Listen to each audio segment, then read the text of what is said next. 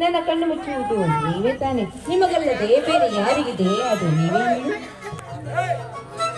ಅಂದರೆ ನಿನ್ನಲ್ಲಿ ನನಗಲ್ಲದೆ ಬೇರೆ ಯಾರಿಗೂ ಸ್ಥಾನವಿಲ್ಲ ಅನ್ನು.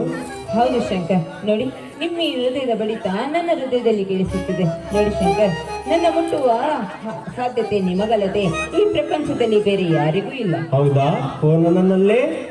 ಹೌದು ನೋಡಿ ಶಂಕರ್, ನೀವು ಭೇಟಿಯಾದ ಕ್ಷಣದಿಂದಲೂ ನಿಮ್ಮನ್ನು ಬಿಟ್ಟಿರುವುದು ಅಸಾಧ್ಯವಾಗುತ್ತಿದೆ. ಹಗಲಿರಲು ನಿಮ್ಮದೇ ಧ್ಯಾನವಾಗುತ್ತಿದೆ.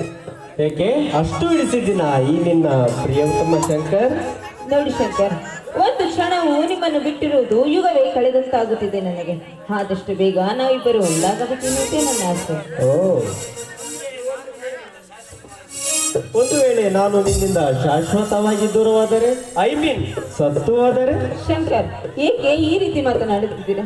ನೋಡಿ ಶಂಕರ್, ಒಂದು ವೇಳೆ ನೀವೇನಾದರೂ ನನ್ನಿಂದ ದೂರವಾದರೆ ನಾನು ಬದುಕಿರುತ್ತೇನೆ ಎಂದು ತಿಳಿದುಕೊಂಡಿದ್ದೀರಾ? ಸುಮಾ, ನೀವು ನನ್ನಿಂದ ಏನಾದರೂ ದೂರವಾದರೆ ನಾನು ನೀವು ಸತ್ತ ನೋವನ್ನೇ ಅನುಭವಿಸಿ ಕಲ್ಲಿನ ಗೊಂಬೆಯಾಗಿ ಬಾಳುತ್ತೇನೆ ವಿನಃ ಅಕಸ್ಮಾತ್ ನೀವು ಸತ್ತ ಮರುಕ್ಷಣವೇ ನಾನು ಸಹ ಸತ್ತು ಹೋಗುತ್ತೇನೆ. ನಾನು ಅಷ್ಟೇ ಸುಮಾ, ನಿನ್ನ ಪ್ರೀತಿಯಲ್ಲಿ ಒಂದು ಕ್ಷಣ ಸಹ ಬಿಟ್ಟಿರಲಾರೆ. ನಾವಿಬ್ಬರು ಏನಾದರೂ ದೂರವಾದರೆ, ನಮ್ಮ ಪ್ರೀತಿ ಏನಾದರೂ ಪ್ರಳಯವಾದರೆ ನಾವಿಬ್ಬರು ಬದುಕುವುದಿಲ್ಲ ಅಂತ ದೇವರಿಗೂ ಸಹ ಚೆನ್ನಾಗಿ ಗೊತ್ತಿದೆ ಸುಮಾ. ನೋಡಿ ಶಂಕರ್, ಈ ನಮ್ಮ ಪ್ರೀತಿ ಸದಾ ಕಾಲ ನಗುತ್ತಾ ಇರಬೇಕೆನ್ನುವುದೇ ನನ್ನ ಆಸೆ.